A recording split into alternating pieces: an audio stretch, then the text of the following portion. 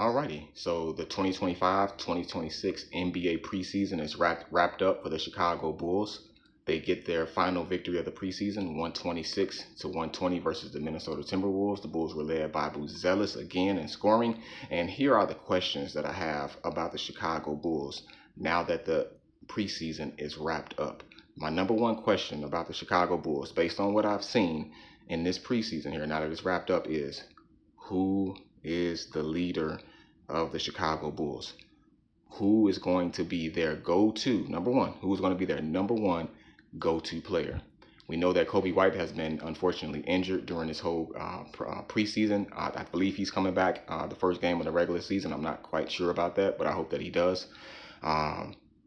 Buzelis, he did his thing. He balled out. He balled out in the preseason. You know, Josh Giddey did his thing as well in the preseason. Basically a walking triple-double. You know, so that's my number one question. Who is the Bulls' go-to player? Every good team, every playoff team has that number one or number two go-to player, but it doesn't even seem like the Bulls have that number one yet, you know, and it's no knock on them because I believe that the Chicago Bulls did have a solid preseason. I've seen articles that questioned their defense, which that is a question as well, because based on what I've seen with the Chicago Bulls in this NBA preseason, they seem to be making an honest effort on the defensive end, which you can say it contradicts a lot of the articles and maybe some of the other videos and podcasts that you see out here, and that's fine. Everybody has a difference of opinion and things like that, but based on what I see, I think that the Bulls are at least trying to make an effort to be a defensive-minded team, you know, and that takes time, you know, especially considering like the last couple of years, they really haven't been that.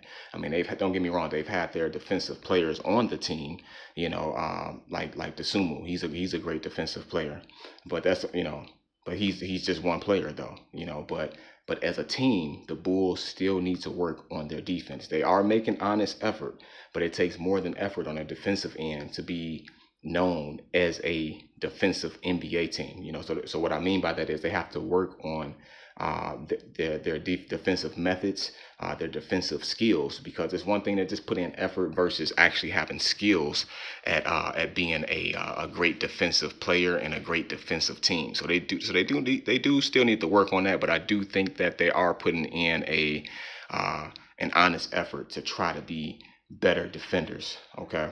Now, my second question is Vooch. What are they going to do with him? Like I say in all the rest of my videos, he's basically an automatic 10 to 15 points, 10 rebounds every game.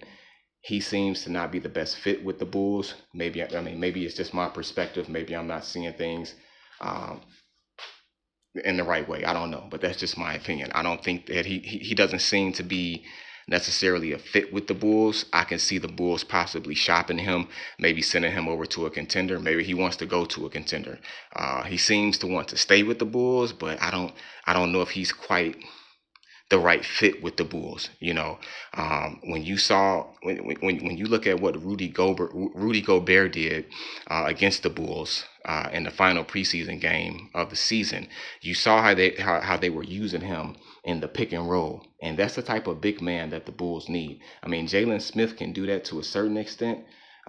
Zach Collins kind of to a certain extent, but they need the Bulls, in my opinion, they need an athletic big man.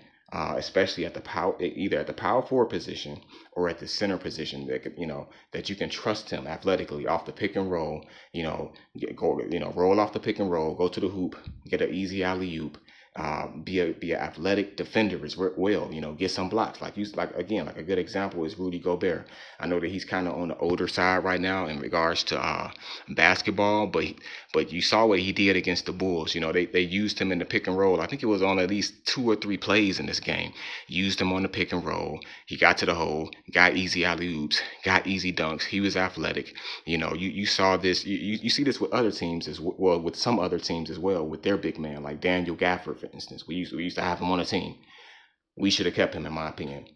Great, he can get blocks, easy pick and roll, alley-oop, athletic. He can long player, has great aggression, has great energy and things like that.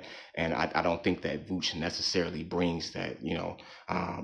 Again, he is very dependable for 10 to 15 points, 10 rebounds, and that's fantastic. But like I say, for some odd reason, I can't quite explain it. I just believe that Vooch isn't quite the best fit for this Bulls team. So I can see them shopping him possibly for a younger piece at the power forward or center position, and not even really necessarily young. Well, yeah, of course, yeah. I'll take that back. Yeah, a younger piece, a more athletic, power forward or center for this Bulls team, because I think that that would really help us. Okay, and then so I think that that's basically my questions after seeing this 2025-2026 NBA preseason for the Chicago Bulls. Who is our go-to leader? Who is that number one player for us? Because I still, but again, no knock on Buzelis. Great preseason. He showed fantastic promise. It's obvious he's been working on his game super hard over the summer. It seems like he's a totally different player. He's just a totally different beast. I mean, other NBA players are commenting about him, saying that, how great of a player that he can be, and I definitely see it. But it's not quite. I guess we'll have to see the regular season what he does, because if I'm going to choose between those three players, Buzelis, Kobe White, Josh Giddey, I think that Buzelis is going to end up being that number one option for the Bulls. That's just me, So I hope that he can develop into a true number one, because right now I don't see Buzelis as a true number one. But what I don't have on my side to really um, gauge that is time. This is only his second year in the NBA. You saw how Giannis was his first year in the NBA. I mean, a lot of people were hyping him up back then and stuff like that. Oh, he's this fantastic player. And I saw the potential in him, but I just couldn't see it back then. It took time. If you would have told me, Giannis's first year or even like his second year, oh man, he's just going to be a superstar player. He's going to be fantastic. He's going to be one of the best NBA players ever. I would say, nah, I don't see that. He's a great player, but I don't see that. So Buzelis kind of reminds me of that. I just can't quite see it yet. But that doesn't mean that he doesn't have the potential to be a fantastic player like a Giannis. So those are the main two questions. I'm sorry. I take that back. Those are not the main two questions. My other question is Patrick Williams. So first question, who is our go-to player? Second question, what are we doing with Vooch? Will he be traded? Is he a good fit? Will he be to a contender? Then the third question is Patrick Williams. What's going on with him? So he didn't have a terrible preseason this year, but at the same time, he didn't really show promise like that. He didn't show like an obvious improvement. He didn't really show that aggression. He just, I don't know. He just seems to just kind of float around, I can't quite explain it. I don't think anybody can. I mean, if you're watching this, you know what I'm talking about with Patrick Williams, So I don't know if he was nursing an injury. I don't know if he's got something personal going on in his life or something like that. But I hope that this year he can just really just prove the doubters wrong, including myself to a certain extent, because he has great potential. He has great potential to be a great player on both ends of the floor, on the offensive end and on the defensive end as well. Why he's not living up to that, no clue, because he definitely has the potential to do that. So, fourth question is, okay, will the Bulls make a big trade? Because I can see that as well. This Bulls team they're still kind of confusing, because even though I do think that they are working on an identity, like I said, I think that their identity is for this year. I think that they're being intentional about making their identity as a defensive-minded team, an aggressive team, a fast team. I think that that's what they're trying to make their identity this year, but they're still a little bit confusing, because and it starts with leadership. When you don't have that leader, you know what I mean. And there's no knock on the players. I'm not saying that they don't have the potential to be the leaders. To be a leader, because they do. But it's just that we don't know who that is, just keeping it real, So when you don't have that leader in place, a lot of times, things can just, it gets confusing. It's like, okay, well, what's going on? Like, whose team is this? Where are we going? What's our identity? What are we doing for the season? What was our goal for this season? When D Rose was here, you knew, like, okay, it's on and popping now. We got D Rose, fastest dude in the league. You just knew based on his game that, okay, maybe we still got some things to work on as individual players and as a team and things like that. But you could see the promise. With this Bulls team, you just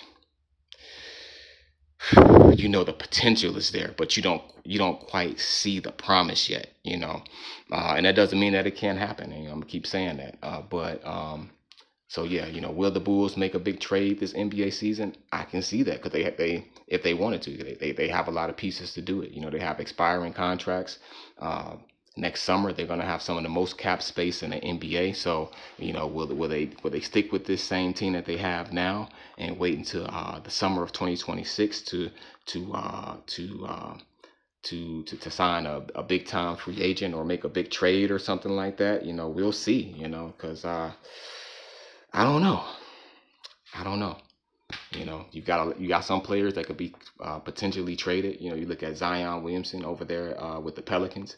You hope that he can stay healthy, but I can see him as a trade candidate possibly. I know he has his health concerns and things like that, but you've got Zion, you've got Giannis. I'm pretty sure there's a couple of other NBA players as well that are going to come up as available, as we get closer and closer to the NBA trade deadline. So, will the Bulls be interested in making a big trade? Will they sign a big time free agent, or will they sign a few free agents, that can contribute to the team? And what I don't know, But those are the questions after looking at this NBA preseason with the Chicago Bulls. So feel free to chime in. Let me know what questions that you guys have about this Chicago Bulls team. Maybe you agree with me, maybe you don't, and that's fine. But feel free to subscribe. If you've subscribed to my channel and you comment here, I will reply to your comments. So please just let me just let me know what you guys think. Feel free to subscribe to the channel. Thank you guys for checking out another episode of Let's Talk Bulls podcast. My name is Corey. Peace out. Let's hope that the Bulls have a great regular season.